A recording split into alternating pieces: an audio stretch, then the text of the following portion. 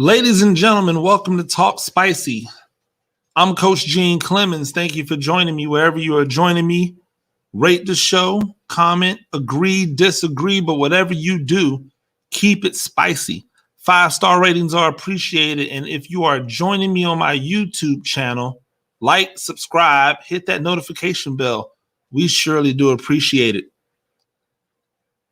We always talk about law of unintended consequences. And if you follow any of my work, you've probably heard me talk about this before, but I truly believe in the law of unintended consequences. The idea that you can make a decision and there is something that's going to happen that you didn't intend to happen that may not be the best thing, and you just kind of have to live with it. I find myself up against another one of these things again because I'm in favor of a college football playoff, an FBS playoff, because we have playoffs in college football everywhere except for in the FBS. So I am all in favor of the FBS playoff. But what does that do? How does that help college football? I know it helps college football fans. I know it helps the media. I know that it will ultimately help the bottom line of the NCAA. But how does it help college football? More specifically, how does it help college football programs? And here's where the law of unintended consequences comes into play. If you have a team in a Power 5 school, two things are going to happen. Because one of the arguments is, oh, well, if it's a 12-team playoff, these teams are going to they're going to schedule better because their strength of schedule is going to matter. No, they're not. That's the dumbest thing I ever heard. You know why they're not going to? Because here's what's going to happen when they come out with the 12 teams. All of the Power 5 schools are going to get an automatic bid. Like, shut it down. They're going to get an automatic bid, which means it actually is not worth it to them to schedule opponents out of conference that are good. Why would you go and play other hard competition when you're fighting to win your conference? And by the way, if you don't win it, you're not really concerned about group of 5 teams jumping you, because even if your strength of schedule is not the highest, it's still going to be better than a group of 5. It's going to be better than a group of 5. So that doesn't make Alabama go and stretch themselves any more than they already do. That doesn't make Clemson go and stretch themselves anymore. Florida stretch themselves, Ohio State, Oklahoma. But you know what it does do? Here's what it does. On the outside of those big names, those other teams that do have to think about strength of schedule, guess who they're no longer playing? They're no longer going to be able to play the Citadel. They're no longer going to be able to play HBCUs. They're no longer going to be able to play your directional A&M. And guess what that's going to do to those teams? There goes that $1 million, that $500,000, that $1.5 million that these teams get in order to play these Power 5 teams. A, because they want another home game. B, because they don't want to stretch themselves.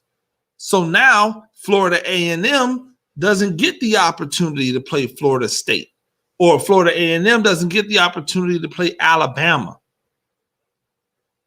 Mercer doesn't get the opportunity to play Georgia. Mercer doesn't get the opportunity to play Auburn because Auburn has to play another team or whatever.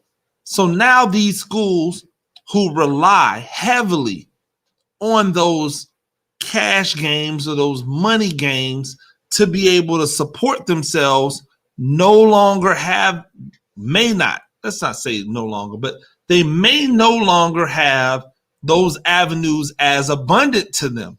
Because even if, part of those conferences, those Power Five conferences, decide that they're going to schedule up, meaning they're going to schedule other common opponents, that means that that's half less of those teams at the FCS level or the lower level Division One, where FBS, where they're able to get some money to play these high-ranking teams or these high affiliate teams because they know they're going to make money from that home gate. That's a law of unintended consequences. We've talked about unintended consequences before, by the way, when we talked about the new transfer rule and that players were going to be able to transfer one-time undergrad and be eligible immediately. We talked about the fact that it was going to make the transfer portal explode. That was a law of unintended consequences. Guess what it did? The transfer portal exploded. But what they were not ready for, but what I had already said on I think I said it on the FCS rundown that I do with Josh Criswell. I think I've said it in passing when talking about, I may have even written it in some of my pieces. One of the things that they did not plan for is how many of these colleges are going to start recruiting strictly from that 1,000 person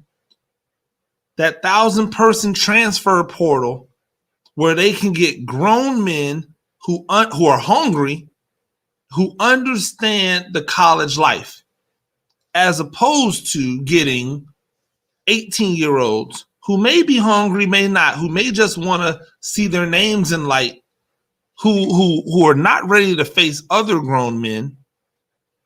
So Alabama, they'll keep going and getting the best high schoolers in the country.